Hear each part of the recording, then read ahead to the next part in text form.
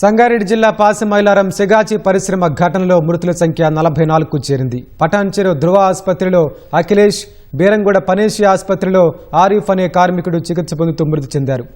మరికొద్ది సేపట్లోనే ఘటనా స్థలాన్ని నేషనల్ డిజాస్టర్ మేనేజ్మెంట్ అథారిటీ బృందం పరిశీలించనుంది. దీనికి సంబంధించి మరింత సమాచారాన్ని మా ప్రతినిధి రామకృష్ణ గురించి ప్రత్యక్ష ప్రసారం ద్వారా అందిస్తారు.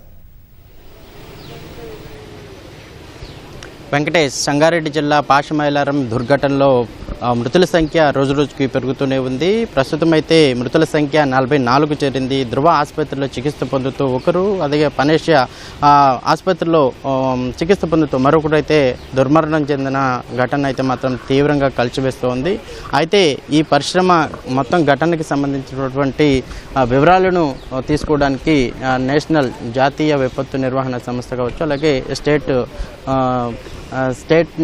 విపత్తు నిర్వహణ సంస్థ కావచ్చు, సంయుక్తంగా రెండు కూడా ఈ పరిశ్రమకు జరిగిన ఘటనలను తెలుసుకోవడానికి అయితే మాత్రం మరికొద్దిసేపట్లోనే ఈ సిగాచి పరిశ్రమ పాసిమైలారంలో ఉన్నటువంటి సిగాచి పరిశ్రమ దుర్ఘటన ఎక్కడైతే ఉందో అక్కడ పరిశ్రమ లోపలికైతే వెళ్ళనున్నట్లు కూడా తెలుస్తూ ఉంది. లోపల ఏమేమి అంశాలతో ఈ దుర్ఘటన జరిగింది, దేని కారణంగా జరిగింది అనే అంశాలను అయితే పూర్తి నివేదిక రూపంలో తయారు చేయనున్నారు.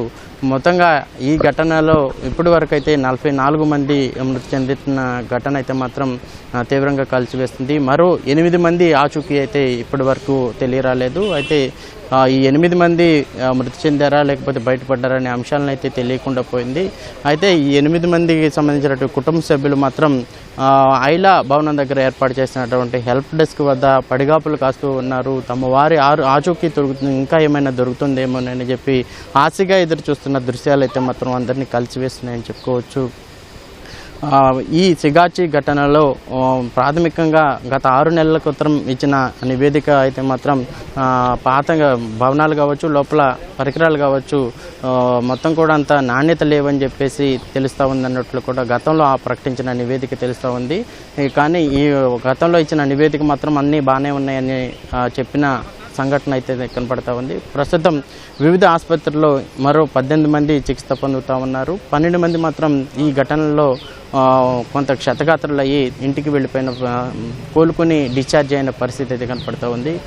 అయితే మొత్తంగా ఇప్పటికే ఈ ఘటనకు సంబంధించి హై లెవెల్ సిఎస్ రామకృష్ణారావు ఆధ్వర్యంలో హై లెవెల్ కమిటీ అయితే మాత్రం ఇంతకుముందు ఈ ఘటనకు సంబంధించి పూర్తి వివరాలు అయితే సేకరించింది.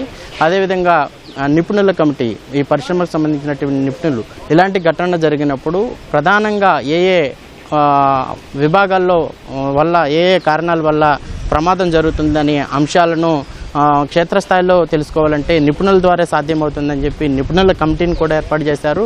అయితే ఆ నిపుణులు మాత్రం మొదటగా వాళ్ళు వచ్చి మాత్రం లోపల ఉన్నటువంటి దాదాపు 3.5 గంటల పాటు కలిగి తిరిగారు. ప్రమాదం జరిగిన మొత్తం విషయాలను కూడా ఒక నివేదిక రూపంలో అధికారులను అడిగి, అలాగే స్థానికులు ఆ ప్రమాదం జరిగిన ఘటనా స్థలంలో ఉండి బయటపడిన వారిని గురించి కూడా వివరాలు సేకరించారు. అనంతరం మరుసటి రోజునే ప్రభుత్వం ఆధ్వర్యంలో నిర్వహించినటువంటి high level committee CS Ramakrishna Rao ఆధ్వర్యంలో నలుగురు అధికారులతో కమిటీ అయితే ఏర్పాటు చేశారు. మొత్తంగా 2 కమిటీలు కూడా ఒక నివేదిక రూపంలో ప్రభుత్వానికి సమర్పించనుంది. అయితే ఈరోజు నేషనల్ డిజాస్టర్ మేనేజ్మెంట్ అథారిటీ అయితే ఈరోజు ఇక్కడికి రానుంది. అయితే రాష్ట్ర వ్యాప్తంగా ఒక సంచలనంగా మారిన ఈ సిగాచి దుర్ఘటనతో మాత్రం రాష్ట్రంలోనే అతి భారీ విపత్కర పరిస్థితిగా కూడా గుర్తించారు. అయితే ఈ ప్రమాదంలో 44 మంది చనిపోవడం అనేది చాలా బాధాకరమైన విషయాలు కూడా రాష్ట్ర వ్యాప్తంగా ఒక చర్చనీయాంశమైంది. ప్రస్తుతం అయితే మాత్రం మరికొద్దిసేపట్లోనే ఈ సిగాచి పరిశ్రమకు మొత్తం నేషనల్ డిజాస్టర్ మేనేజ్మెంట్ కావచ్చు, అలాగే ప్రస్తుతం మనం చూసుకోవచ్చు ఈ కమిటీ మొత్తం కూడా వస్తున్న పరిస్థితి అయితే కనపడతా ఉంది. మొత్తం లోపలికైతే మాత్రం ఈ నేషనల్ డిజాస్టర్ మేనేజ్మెంట్ లోపలికి వెళ్ళే పరిస్థితి అయితే మనం దృశ్యాలు లైవ్ ద్వారా ఈటీవీ మీకు అందిస్తూ ఉంది. మొత్తం ఈ పరిశ్రమలో జరిగిన దుర్ఘటనకు సంబంధించి పూర్తి నివేదికను అయితే మాత్రం ఒక నివేదిక రూపంలో సమర్పించి ప్రభుత్వానికి స్పష్టమైన ఆదేశాలు పరిశ్రమలకు సంబంధించి ఎలాంటి జాగ్రత్తలు తీసుకోవాలనే అంశాలను కూడా ఈ నివేదికలో ఇవ్వనున్నారన్నట్టు కూడా తెలుస్తూ ఉంది.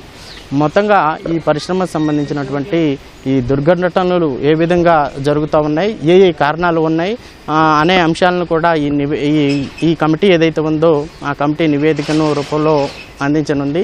మొత్తంగా ఇప్పటికైతే మాత్రం దాదాపు ఈ ఘటనలో మృతదేహాలు బయటకు పడని పరిస్థితి అయితే ఉంది. అయితే చిన్న చిన్న శరీర అవశేషాలు అయితే మాత్రం బయటపడుతున్నాయి. దాదాపు 100 అవశేషాలు మాత్రం ఇప్పటికే ఎన్డీఏ DNA కోసం ఆసుపత్రులకు అయితే తరలించారు. అయితే గుర్తించిన ఎన్డీఏ మ్యాచ్ అయిన కుటుంబ సభ్యులకు సంబంధించి వాటిని అవశేషాలు మాత్రం వారికి కుటుంబ సభ్యులకు అప్పగిస్తున్న పరిస్థితి. అయితే ఈ దుర్ఘటనలో మొత్తంగా 8 మంది అయితే ఆచూకీ దొరకలేదు.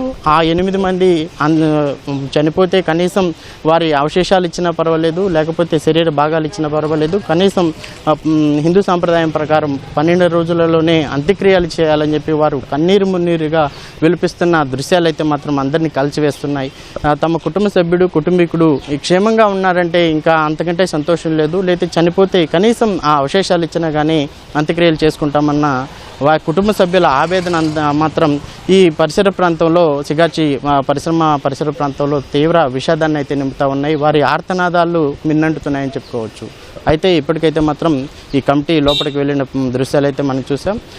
మరికొద్ది సేపట్లోనే మొత్తం లోపల కలిగి తిరిగి ఆ నివేదిక రూపంలో ప్రభుత్వానికి సమర్పిస్తారని కూడా తెలుస్తుంది. ఇది ఇక్కడ ఉన్న తాజా పరిస్థితి. కెమెరామెన్ మొహమ్మద్ షాతో రామకృష్ణ, ఈటీవీ న్యూస్, సంగారెడ్డి జిల్లా పాషిమైలారం సిగాచి ఘటనా స్థలం నుంచి.